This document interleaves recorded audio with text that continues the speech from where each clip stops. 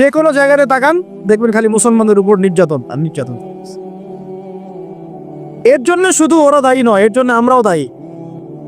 কেন নির্যাতন আসবে না? কেন আল্লাহর গজব আসবে না? কারণ নবী সাল্লাল্লাহু আলাইহি ওয়াসাল্লাম বলেই গিয়েছিলেন যে শেষ জামানায় কাফের মুশরিকরা তোমাদেরকে এমন ভাবে আঁকড়ে ধরবে, ঘিরে ধরবে, যেন দস্তরখানায় সবাই খাবার খেতে বসেছে। মানে আমরা সবাই দস্তরখানায় খাবার খেতে বসে যেমন করে বসি একসাথে, ওইভাবে তোমাদের উপর আগ্রাসী হবে এরা। সাহাবীরা ওই যুগে বলছিলেন, ইয়া রাসূলুল্লাহ সাল্লাল্লাহু আলাইহি ওয়াসাল্লাম, আমরা কি ওই সময় সংখ্যায় কম হব? অবাক হয়েছিলেন তারা, কারণ ওই সময় তো ইসলামের বিজয়ের যুগ। আমাদের এইরকম অবস্থা হবে যেখানে আমরা 313 মিলে 1000 বদরে ঠেকাই দেই, 700 মিলে উহুদে 3000 ঠেকাই দেই, মোতাব যুদ্ধে আমরা কত 3000 নিয়ে 2 লাখকে ঠেকাই দেই। ওই মুসলমানদের এই অবস্থা হবে? সাহাবীরা বলছিলেন, অবাক হয়। তখন নবীজি বলছেন, হ্যাঁ তোমাদের অবস্থা ওইরকম হবে। তোমরা সংখ্যায় হবা সমুদ্রের ফেনার মতো। সমুদ্রের, দেখতে পাচ্ছেন এখন খালি নাম কাও আসতে মুসলিম বাড়তেই আছে। সমুদ্রের ফেনার মতো, কিন্তু দুইটা জিনিস তোমাদেরকে পেয়ে বসবে। এই দুইটার কারণে এই পরিণতি তোমাদের হবে। এক নম্বর হচ্ছে তোমাদের মধ্যে দুনিয়ার মহব্বত তোমাদেরকে পেয়ে বসবে, আর একটা আল ওয়াহান তোমাদেরকে ধরে ফেলবে। সাহাবীরা বলছে, ওয়াহান কি? নবীজি বলছে, তোমরা আল্লাহর পথে জীবন দিতে চাইবে না। এই ভয়, আল্লাহর পথে জীবন দেওয়ার ভয় তোমাদেরকে পেয়ে বসবে।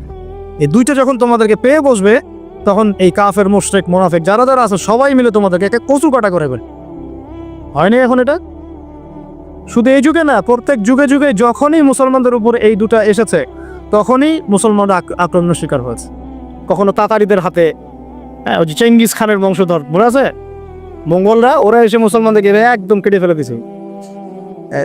কতদিন, 40 দিনের মধ্যে বাগদাদে ওরা মনে হয় প্রায় 10 থেকে 15 লক্ষ মানুষকে হত্যা করেছে, ওই তাতারিরা মুসলমানদেরকে, আব্বাসীয়দের সঙ্গে। এরকম হিস্ট্রি অনেক আছে। তারপরে যখন এই ফাতেমি সাম্রাজ্য চলছিল, তখন ক্রুসেডাররা এসে মুসলমানদেরকে হত্যা করেছে। তারপরে আবার করেছে জেঙ্গিদের সময়, আইয়ুবীদের সময়, এমনকি মুঘল সাম্রাজ্য। এর আগেও যখন দুনিয়া পৃথিবী ওখান ঢুকে গিয়েছিল, তখন দেখা গেছে যে মুসলমানদের মধ্যেই মারামারি চলতেছে।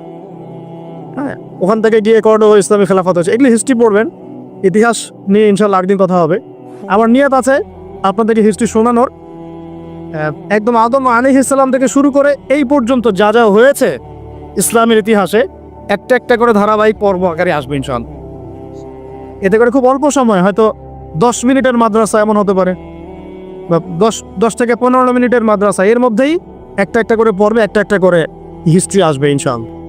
যদিও খুব টাফ এই কাজটা করা, এবং এটার জন্য অনেক ইনভেস্টমেন্টের দরকার, আল্লাহ পাক যেন সহজ করে দেন।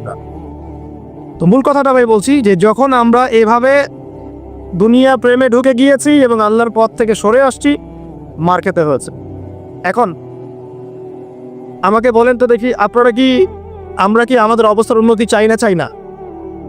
এতক্ষণ যা বুঝালাম, এতে কি বুঝতে পারলেন যে দিন এখন শুধু একটা নিভু বাতির মতো জ্বলছে? গুটি কয়েক মানুষের মধ্যে হক সীমাবদ্ধ হয়ে যাচ্ছে। প্রবলেমগুলো কি আপনারা ফাইন্ড আউট করতে পারেন? প্রবলেমগুলো দেখেন। সারা বিশ্বে ইসলামিক কোনো খেলাফত আছে? ইসলামের কোনো ঐক্য আছে? একজন আমিরুল মুমিনিন আছে? একটা জামাআত আছে? একটা ইমারা আছে? আমাদের কি অর্থনৈতিক শক্তি আছে? ভিত্তিটা নাই। পুরো বিশ্বের রাজনৈতিক ক্ষমতাকে আমরা নিয়ন্ত্রণ করি না। পুরো বিশ্বের মিডিয়াগুলো কি আমাদের? এমনকি যেগুলোতে রেকর্ড করছেন, যে ফোন আপনার হাতে, সেটাও তাদের। এটাও কাদের? তাদের।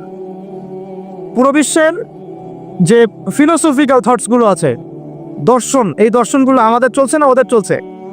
সব পশ্চিমা দর্শন চলছে না? এই যে নাস্তিকতা, কাদের দর্শন? আমাদের। এই যে সেকুলার কনসেপ্ট, কাদের দর্শন? আমাদের দর্শন। এই যে সোকল ডেমোক্রেসি, কাদের দর্শন? আমাদের। এই যে ন্যাশনালিজমে আমরা ভুগছি, সবাই জাতি চিন্তা করি। মানে ওই ইয়েমেনে একটা মুসলমান মরলে আমার লাগে না। কেন লাগে না? ও তো ইয়েমেনি, আমি তো বাংলাদেশ। ফিলিস্তিনের একটা ভাইকে মারলে আমার খুব একটা লাগতেছে না। কেন? ও তো ফিলিস্তিনি, আমি তো বাংলাদেশি। এই যে গোত্রীয় বিভাজনটা আমরা করেছি ন্যাশনালিজমের মাধ্যমে, এতে করে ইউনিটিটা নষ্ট হয়ে গেছে। গোত্রে মানুষ থাকতে পারে, কিন্তু সবার মতো একটা হৃদ্যতার বন থাকতে হবে। এইটা ইসলাম দিয়েছিল। আনসার, মুহাজির, দুইটা আলাদা শব্দ নয়?